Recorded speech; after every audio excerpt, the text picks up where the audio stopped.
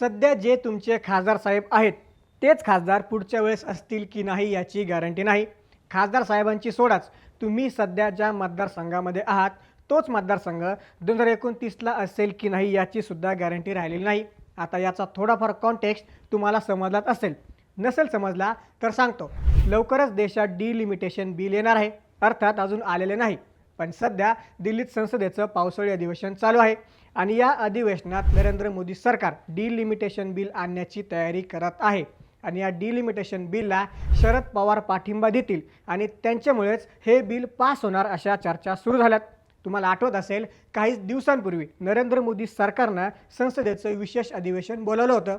हे विशेष अधिवेशन नारी शक्ती अधिवंदन आणि डिलिमिटेशन बिल पास करण्यासाठी बोलावलं होतं. तशा प्रकारे संसदेत बिल सादरही करण्यात आलं होतं. पण बिलाला आवश्यक मतं पडली नाहीत आणि बिल पास झालं नाही. या बिलाला पास करण्यासाठी 298 खासदारांनी मतं दिली, तर विरोधात 230 मतं पडली आणि बिल नापास झालं. पण मागच्या काही दिवसांपासून अख्ख्या देशात एखाद्या बिलाची चर्चा सुरू असेल तर ती याच बिलाची आहे. मागचे काही महिने नरेंद्र मोदी सरकारसाठी अत्यंत आव्हानात्मक राहिलेत. आधी हे बिल संसदेत नापास झालं, पुढे सरकारविरोधात जंतर मंतरवर मोठं आंदोलन झालं आणि केंद्रीय शिक्षण मंत्री धर्मेंद्र प्रधानांचा राजीनामा झाला. त्यामुळं हे बिल मांडण्याची जोखीम नरेंद्र मोदी सरकार घेणार नाही असं सगळ्यांना वाटतंय. पण दुसरीकडे सरकारच्या हालचाली मात्र अत्यंत सावध आहेत. मागच्या काही दिवसात पंतप्रधान नरेंद्र मोदी देशातील विरोधी पक्षातील खासदार असोत किंवा एनडीएच्या घटक पक्षातील खासदार असोत, कोणालाही भेटण्याची संधी सोडत नाहीत.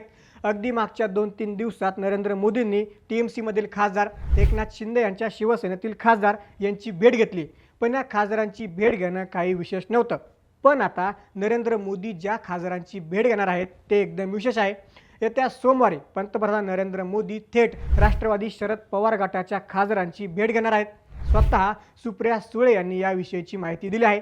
त्यामुळेच आता महाराष्ट्रात ही चर्चा सुरू झाली आहे की शरद पवारांचे 8 खासदार नरेंद्र मोदींची आणि भाजपची मजबुरी बनली आहे. मागच्या काही दिवसांपूर्वीच शरद पवारांनी नरेंद्र मोदींची भेट घेतली होती.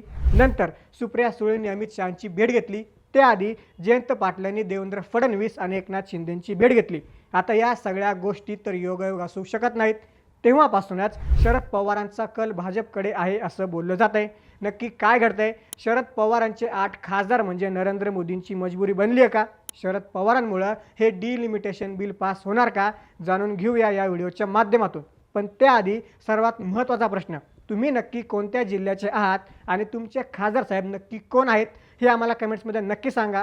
नमस्कार, मी महेश नाकाडे आणि तुम्ही पाहताय थोडक्यात. केंद्रीय शिक्षण मंत्री धर्मेंद्र प्रधानांनी राजीनामा दिल्यापासून पंतप्रधान नरेंद्र मोदी प्रचंड ॲक्टिव्ह झालेत. मागच्या फक्त 2 ते 3 दिवसांमध्येच नरेंद्र मोदींनी तब्बल 33 खासदारांसोबत बैठक केली आहे. काहींसोबत बैठक केली तर काहींसोबत नाश्ता केला. पण ही स्ट्रॅटेजी फक्त आणि फक्त डिलिमिटेशन बिलला पाठिंबा मिळवण्यासाठीच आहे. तुम्हाला आठवत असेल, काही दिवसांपूर्वी ज्येष्ठ नेते शरद पवारांनी दिल्लीत जाऊन नरेंद्र मोदींची भेट घेतली होती. त्यावेळी अगदी पंतप्रधान नरेंद्र मोदींनी पवारांचा हात पकडून त्यांची विचारपूस केली. त्या भेटीत त्यांच्यासोबत खासदार सुप्रिया सुळे देखील उपस्थित होत्या. त्यावेळीच अशी बातमी आली होती की शरद पवारांचा पक्ष एनडीएमध्ये सामील होईल आणि सत्तेत वाटा मिळवेल. पण तसं काही झालं नाही. पुढे काही दिवसांनी सुप्रिया सुळेंनी दिल्लीत गृहमंत्री अमित शहांची भेट घेतली. त्या भेटीनंतर मात्र जास्तच तर्कवितर्क लढवले जाऊ लागले.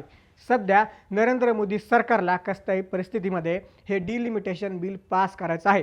कारण पुढचं अधिवेशन हे हिवाळी अधिवेशन असणार आहे. मात्र या अधिवेशनात भाजपचे राज्यसभेतून काही सदस्य निवृत्त होत आहेत. त्यामुळं भाजपला कसल्याही परिस्थितीमध्ये याच अधिवेशनात हे बिल पास करायचं आहे. आता मागच्या वेळी या बिलाच्या बाजूनं 298 मतं पडली होती. तर बिल पास करण्यासाठी भाजपला 360 मतांची आवश्यकता आहे. भाजपकडे स्वतःचे 240 खासदार आहेत, तर एनडीए मिळून साधारण 300च्या घरात आकडा जातोय. आता काही दिवसांपूर्वी ममता बॅनर्जींचा पराभव झाल्यानंतर त्यांच्या पक्षाचे तब्बल 20 खासदार एनडीएमध्ये सामील झाले. त्यानंतर महाराष्ट्रातून उद्धव ठाकरेंचे 6 खासदार एकनाथ शिंदेंच्या शिवसेनेत सामील झाले. त्यामुळे संख्याबळ अजूनच वाढलं. त्यात पुन्हा दक्षिणेतून डीएमकेचे 22 खासदार आहेत, पण डीएमके विरोधी पक्षातून बाहेर पडले आहेत. त्यांनी या बिलाला पाठिंबा देण्यास होकार दिला. आता असं म्हटलं जात आहे, हे सर्व मिळून साधारण 346 खासदार होत आहेत आणि त्यामुळं भाजपला अजून 14 खासदारांची गरज भासणार आहे.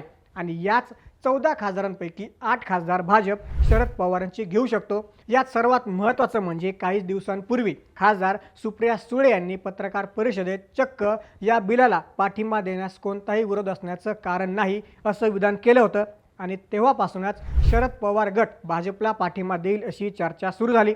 मागच्या काही दिवसांच्या हालचाली पाहिल्या तर शरद पवार गट विरोधी पक्षांपेक्षा भाजप आणि नरेंद्र मोदींच्या जास्त जवळ जाताना दिसतोय। यात जर शरद पवार गटानं या बिलाला पाठिंबा दिला तर अजून फक्त 6 मतं भाजपला कमी पडत आहेत आणि ही 6 मतं भाजप कशीही जुळवेलच असं म्हटलं जात आहे। जर जुळले नाही तर एखादा मोठा पक्ष बिल सादर करण्याच्या दिवशी अनुपस्थित राहिला तरी हे बिल पास होण्यास मदत होईल आणि जर शरद पवार गटानं हे बिल पास होण्यास मदत केली तर शरद पवार गट थेट सत्तेत सामील होईल आणि सुप्रिया सुळे केंद्रात मंत्री होतील। तर राज्यातही शरद पवार गट सत्तेत सामील होऊन काही मंत्रिपदं त्यांच्या वाट्याला येऊ शकतात। यातही राज्यातील नेते आणि माजी मंत्री जयंत पाटील यांनी काही दिवसांपूर्वी मुख्यमंत्री फडणवीस यांची भेट घेतली होती। त्यानंतर दुसऱ्याच दिवशी त्यांनी उपमुख्यमंत्री एकनाथ शिंदेंची ठाण्यात जाऊन भेट घेतली होती। शरद पवारांनी पंतप्रधान नरेंद्र मोदींची भेट घ्यावी, नरेंद्र मोदींनी अगदी हात धरून त्यांना चर्चेसाठी न्यावं। त्यानंतर सुप्रिया सुळेंनी अमित शहांची भेट घ्यावी, जयंत पाटलांनी आधी मुख्यमंत्री फडणवीसांना भेटावं आणि नंतर एकनाथ शिंदेंची भेट घ्यावी। या सगळ्या गोष्टी तर योगायोग असू शकतच नाहीत।